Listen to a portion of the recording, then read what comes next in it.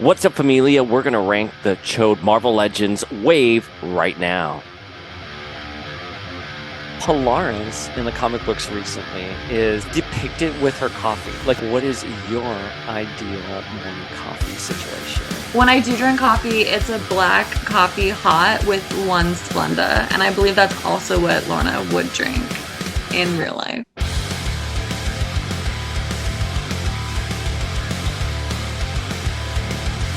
A Daddy Cable. Daddy Cable. I would love that. I would love it.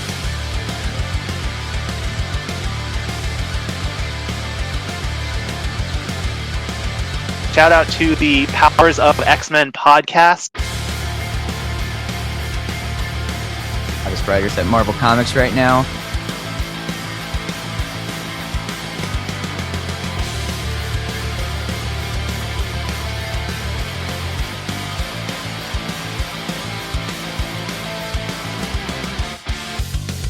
The Pretender's death, like be. Right,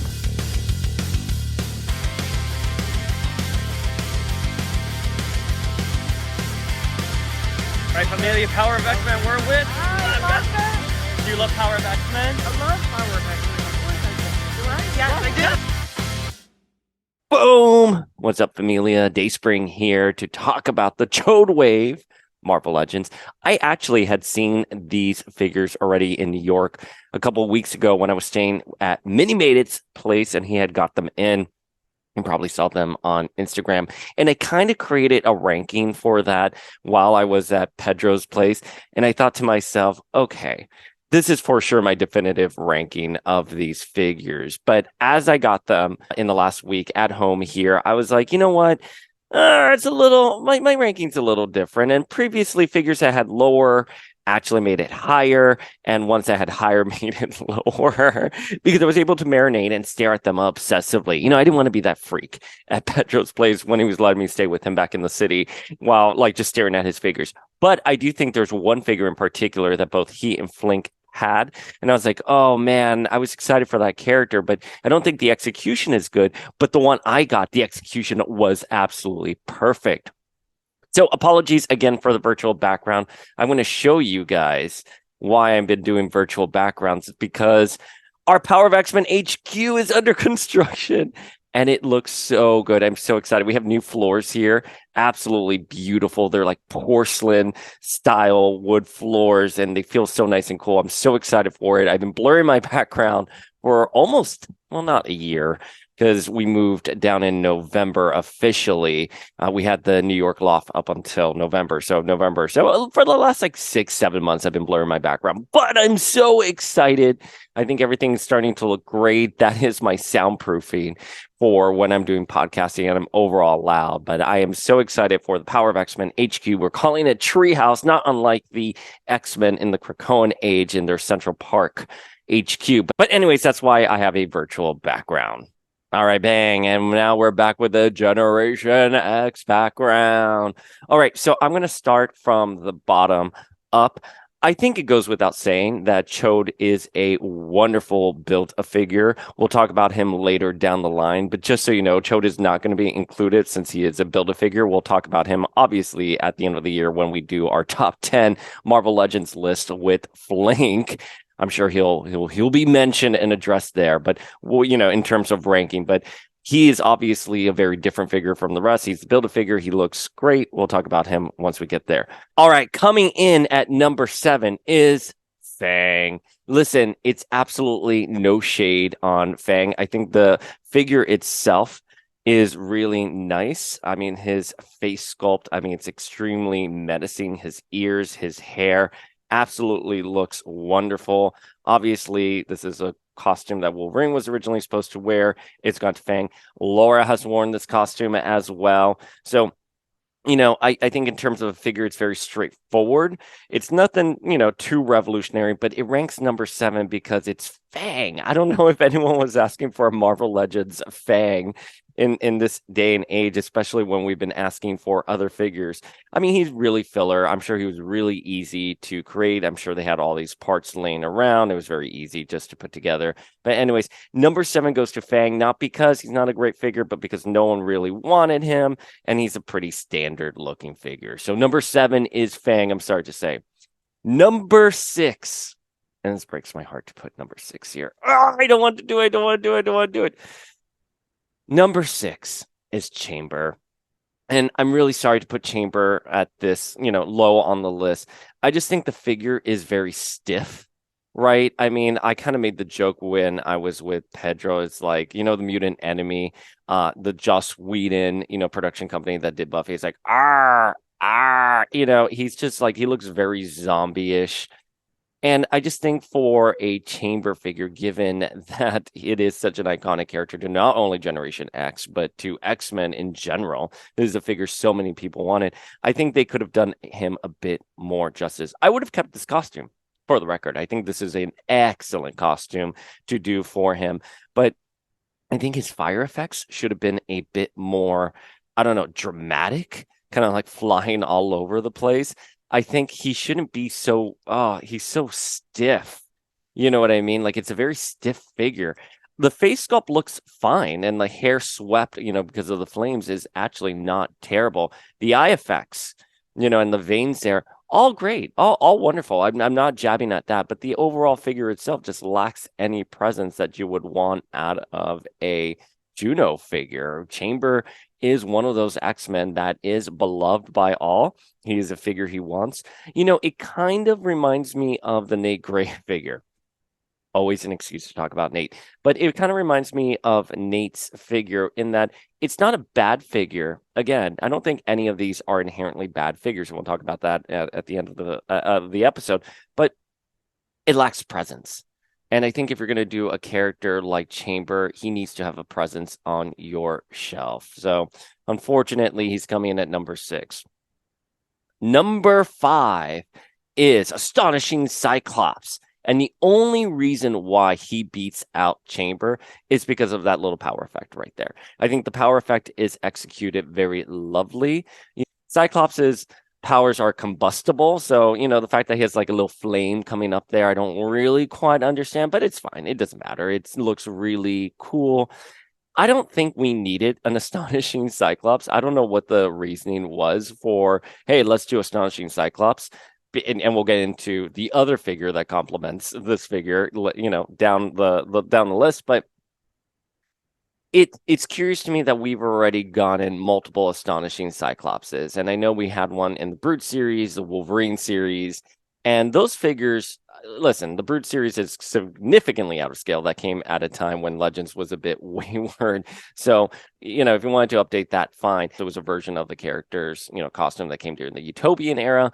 Fine. I thought he looked great. I used him in my display for, quite a long time, but I don't, he's not wearing this costume right now in the comics. It's certainly an iconic costume, but it's one that I think you've already gone to the well with that. You don't need to revisit.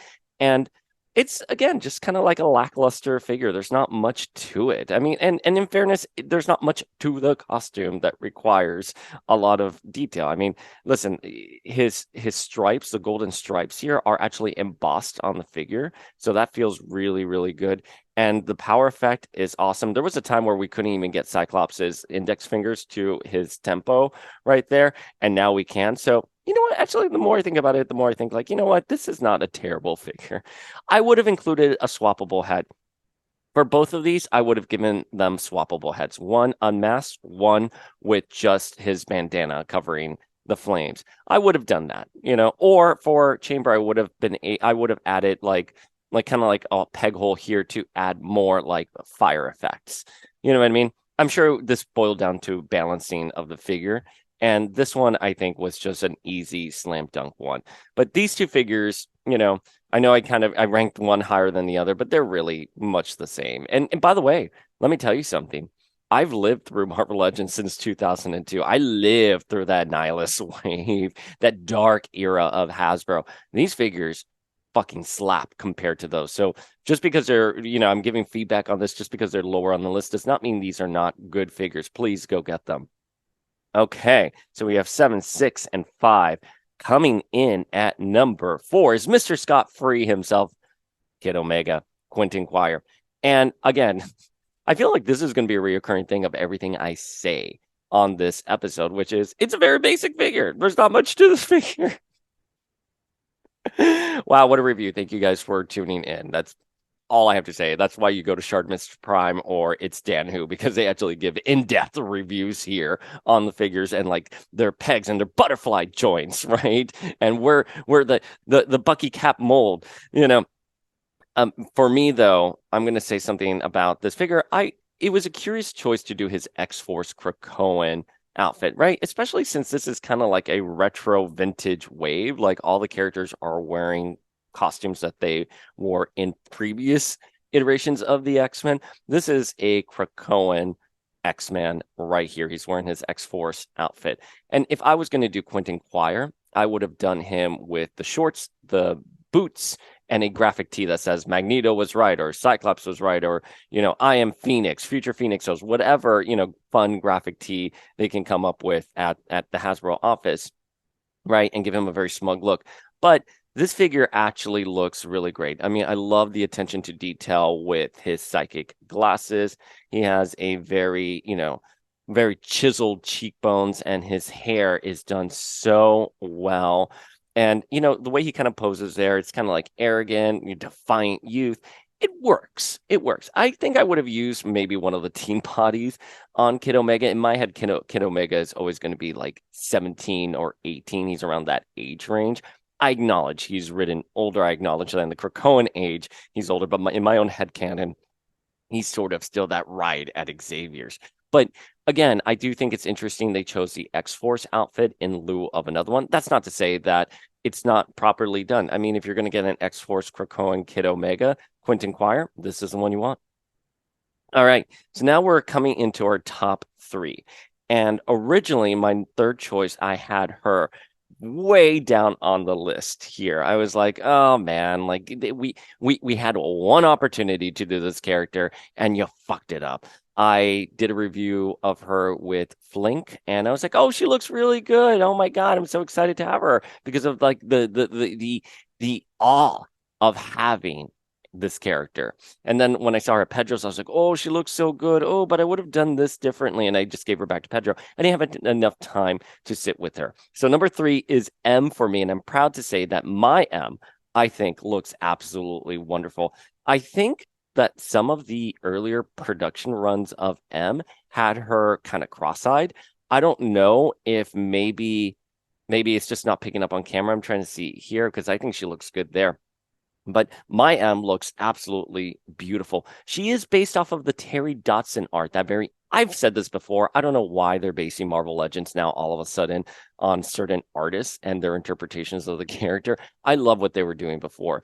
Pre this wave, how they were doing, like they did their Krakoan X-Men, they've done their Caliban wave, they've done the Warlock wave, all of those. I love their interpretation of the characters. The Excalibur box set, the X-Force box set. Like, I like it when Hasbro has just their own definitive, interpretation of the character, not basing it specifically. Like, and when I say it's not their costumes, it's like the actual rendering. This is like the way her hair kind of comes forward like that, like the 2 little like strands of hair here. That's very Terry Dodson. I don't know why they're doing that. I think it makes me nervous. It's going to make me nervous for another choice on this list, which you can already surmise which one it is. But it made me nervous when I saw Pedro and Flink's Pedro and Flink's figure. But Mayim, I think she looks great. Her face looks beautiful. I don't know what I would have done to improve this figure, to be very honest with you. I think she's pretty flawless. I think the only thing that Flink and I had talked about for years is that we wanted a House of XM with the pennant swappable parts, which easily could have been done for a figure like this. You just put her in her House of M outfit, you give her claw hands, and then you swap out the heads for the pennant set. I hope that we get another M figure. If they are giving us Generation X, which, hey, I'm all for giving us Generation X. Obviously, we're big fans of Generation X. give us the entire team, give us Sync, give us Skin, give us a Generation X Jubilee, give us a Build-A-Figure Mondo. That would be incredible. Oh, and obviously Husk. That goes without saying that we need Husk. But I'm really happy with this figure. I think she's great. I think she's going to look good within the context of a team. She excites me for what's to come. But yes, why didn't they give us a House of X, M? And it's because, they're giving us Generation X. I would wager to say they're giving us Generation X. Number 2, and I am shocked I'm giving this figure number 2, and it comes with a lot of asterisks, is Astonishing Emma Frost. When I saw early photos of this figure kind of hit the internet, I was like, oh my gosh, she looks so fugly. She looks terrible. But this is one of those figures that I'm going to tell you does not photograph well. She does not photograph well. And, some people are photographing her at certain angles and it makes the figure look weird. And she doesn't photograph well. But she is a beautiful figure once you hold her up.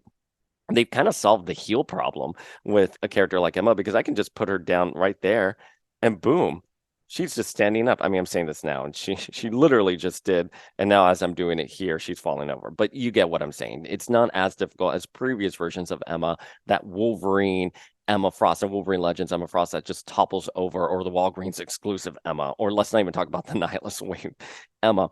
But the figure itself the paint app on it is beautiful. It's very matted. I mean, very clean paint apps. Her face makeup is absolutely gorgeous. She is based off of the Astonishing X-Men John Cassaday run. And I thought that was like the biggest mistake. I mean, like John Cassaday, when he had his time to draw Astonishing X-Men, the characters looked absolutely beautiful. They were gorgeous. But when he was rushed, he was rushed. And I feel this is based off of the rushed art that Cassaday has done. I've said that before. That's not anything new to anyone on this podcast. Now, I am curious if they're giving us Generation X M, and they've already done an Astonishing Emma. They did it for the Nihilist Wave. The Wolverine Legends was kind of Astonishing Emma. I know she didn't have her cape, so that's fine. We can agree to disagree there.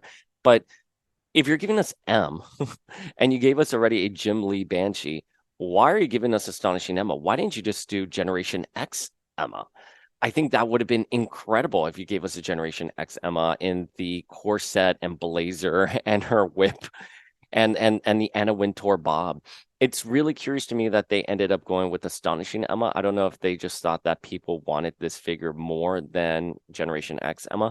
I've always said this. I'm curious to see the point of sales on certain figures. I wonder how they actually are able to gauge if a line is successful, if a character is successful. Do you look at it from a wave perspective? How many units did the wave, ship? How many of each character sold? I'm always curious about that. But I wager to think that they ended up going with Astonishing Emma because she looks more superhero. This is more of an iconic outfit for the character. People have been disappointed with the previous iterations of Astonishing Emma, but I think they could have really gotten away with the Generation X Emma, especially with the hardcore fans. I think people would have bought in that. That would have been the chase figure to sort of get in this wave. The figure to get in this wave, not a chase figure. But, she looks absolutely wonderful. Please do not let any of my previous comments defer you from wanting this figure. She looks absolutely stunning in real life. I feel like this angle right here that I'm getting her gives you a good sense of how the character looks and how she is. She is gorgeous. She poses well. The paint apps are beautiful. She has different colorings and shading in her hair. The cape has all these wrinkles. I think these are two of the best figures we've ever gotten for the X-Men. I am so happy we have them. There they are. Okay, and number 1 is Corsair himself. Danny Corsair is coming in at number 1. I really did not know what to expect out of a Corsair figure. Obviously, we're getting the Starjammers and Generation X. That's the main takeaway I'm getting from this wave here, that we're getting more of these in the future. This could have been a very boring, lackluster figure, and instead, it manages to look better than Chamber. I'm sorry. He has a better shelf presence than Chamber. You have to hold him to understand him. Yes, his design is far more simple than Chamber's, but the reds just pop out, his bandana billowing, his hair, his face, those chiseled cheeks, the goatee. I mean, Christopher Summers has never looked better. And especially look at him compared to his son right here. He doesn't look that, he doesn't look like a figure that was just like in the wave because they needed to fill a spot. Now, obviously, it's a very basic body, but the paint apps on it, the matting on it, it's very clean. His emblem right here is very clean. His sword, look at that. I mean, when you see Corsair, you think Space Pirate, and how amazing. His collar pop. This figure has swag. So that's my ranking of the figures.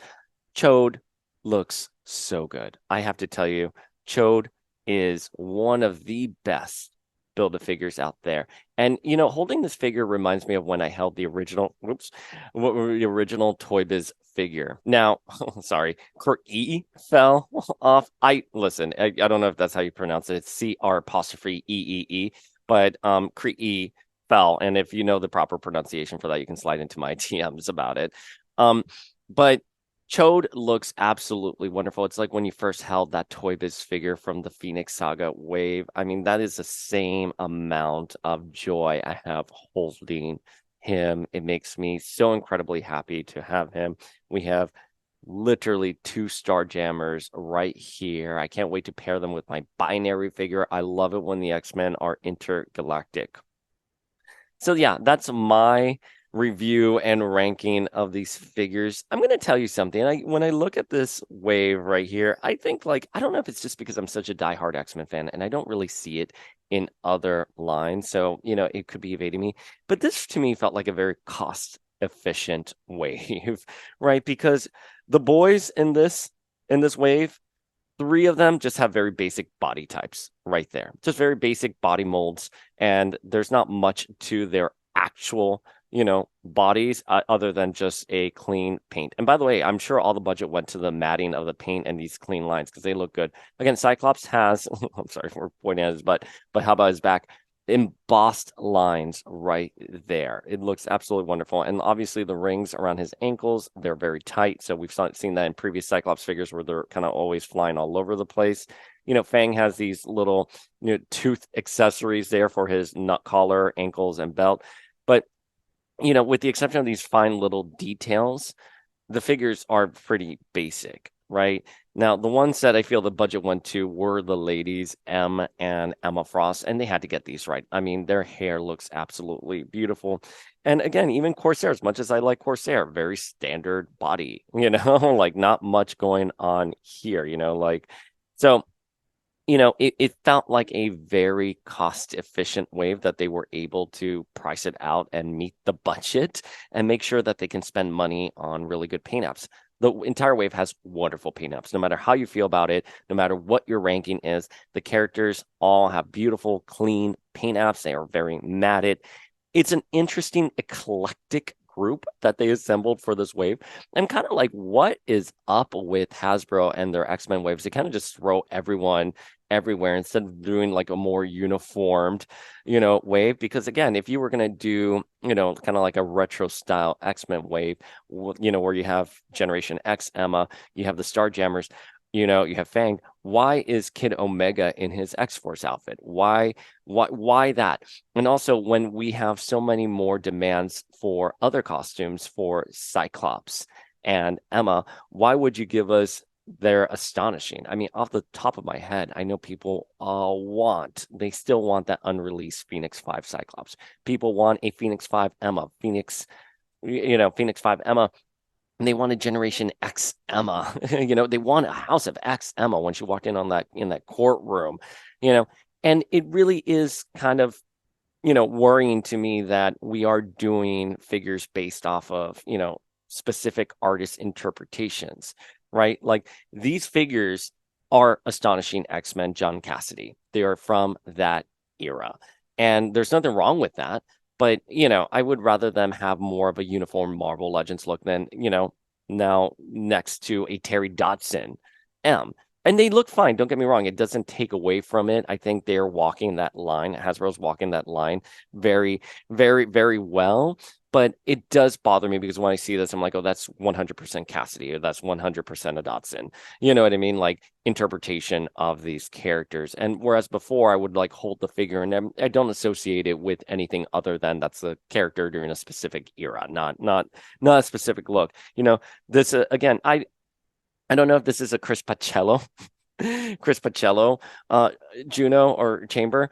It I think if it was, it'd be a little bit more kinetic. But yes, this is supposed to be a Chris Pacello, right? So, but anyways, that's just my interpretation of that. It's a really well done figure, a lot of good quality. I don't think quality control is going to be an issue with this wave.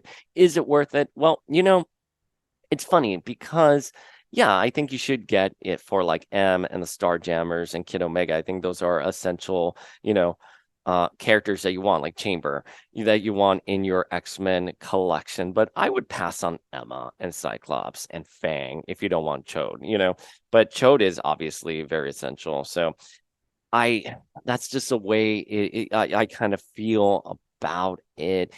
I have seen them at Target. I have seen them at comic book stores, just like laying there on the pegs, which is really weird. I don't know if Hasbro just has better distribution now with their figures, but there was a time where you could not find any Marvel Legends.